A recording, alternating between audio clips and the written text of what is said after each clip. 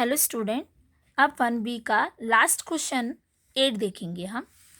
Last question है, if L is the set of all lines in a plane and R is relation in set L given by, जो relation R है, R equals to L1, L2 such that L1 is perpendicular to L2, show that R is symmetric।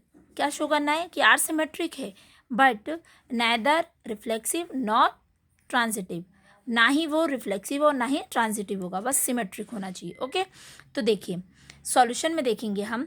सबसे पहले तो जो हमको given है वो लिखा हमने, here L equals to set of all lines in a plane में एक सेट L है, जो है ना, सभी लाइनों का सेट L है, and R equals to L1, L2 such that L is perpendicular to L2 is relation defined on L के लिए रिलेशन डिफाइन करना है हमें। तो सबसे पहले हम निकालेंगे रिफ्लेक्सिव के लिए। तो रिफ्लेक्सिव में क्या होता है, since any line L1 can not be perpendicular to itself, मतलब L1 की कोई भी ऐसी लाइन नहीं होगी जो खुद पर परपेंडिकुलर होगी। जैसे कि हमने L1 एक लाइन ली, इस लाइन को नाम दे दिया L1, ओके, और यहाँ पर हमारे पास बहुत सारी लाइनों का सेट है, L है ये। तो क्या L1 खुद पर ही परपेंडिकुलर है? नहीं है, तो ये नहीं होगा। L1, L2 belongs to R, ये दोनों तो बिलोंग करते हैं R को, जैसा कि रिलेशन में दिया है। R is not reflexive, but R जो है यहाँ पर रिफ्लेक्सिव नहीं होगा। ट्रांजिटिव में देखिए, सिमेट्रिक में देखते हैं। फॉर सिमेट्रिक रिलेशन यहाँ पर भी लिया L1, L2 belongs to R, L1, L2 belongs to R, L1 is perpendicular to L2, L1 is perpendicular to L2। Okay, ये तो दिया था केस हमें। सो हम क्या कह सकते हैं, L2, L1 belongs to R, कर सकता है क्या? यस, दोनों एक दूसरे परपेंडिकुलर होंगे। R इज सिमेट्रिक, देखिए जैसा कि यहाँ पर है L1, देन ये है आपके पास L2। अब आप कह सकते हैं L1 L2 पर परपेंडिकुलर है। ओके, इस तरह से यदि आप इसको घुमा दें तो आप देखेंगे L2 जो है वो परपेंडिकुलर है किस पर, L1 पर। ओके, तो ये सिमेट्रिक होगा। ओके, ये जो रिलेशन है वो हमारा कैसा होगा, सिमेट्रिक रिलेशन होगा। नेक्स्ट है फॉर ट्रांजिटिव रिलेशन।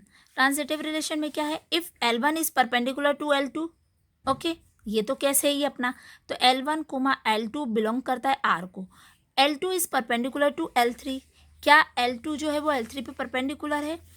सो देखिएगा यहाँ पर L2, L3 बिलोंग करना चाहिए R को, है ना, तो ये भी इस पे परपेंडिकुलर है। मीन्स यदि L1 L2 पे परपेंडिकुलर है और L2 L3 पर परपेंडिकुलर है, तो क्या है, L1 can not be perpendicular to L3। तो हमने क्या बोला, L2, L3 जो बिलोंग करता है R को, तो L1 जो है वो L2 पर नहीं, L1 can not be perpendicular to L3, L1 L3 पर परपेंडिकुलर नहीं है। ओके, तो L1, L3 जो होगा नॉट बिलोंग्स टू R होगा, R इज़ नॉट सिमेट्रिक। जैसा कि देखिए ये L1 था, अपन पहले भी देख के आए हैं, और ये L2 है। ओके, तो L1 L2 पर है, अब जो L2 है वो L3 पर परपेंडिकुलर होना चाहिए, है ना, तो L3 पर परपेंडिकुलर होना चाहिए। फॉर एग्जांपल जैसे मैंने आगे एक लाइन और ले लेती हूँ, तो ये वाली ऊपर वाली L1 थी, ये भी L1 ही होगी। इस तरह से यदि आप लेंगे ये, तो देखिएगा ये इस पर नहीं, इस तरह से देख सकते हैं कि मान लीजिए यहाँ पर एक और लाइन है हमारे पास L3, तो ये L2 है, ये L3 पर भी परपेंडिकुलर है, बट जो L3 है, L3 पर क्या L1 परपेंडिकुलर है? नहीं, उसका कोई कनेक्शन ही नहीं है, इसलिए यहाँ पर ये ट्रांजिटिव कहलाएगी। ओके, आप कह सकते हैं hence R is symmetric but neither reflexive nor transitive, ना ही ये रिफ्लेक्सिव होगी और ना ही ट्रांजिटिव होगी, सिर्फ क्या होगी, सिमेट्रिक होगी।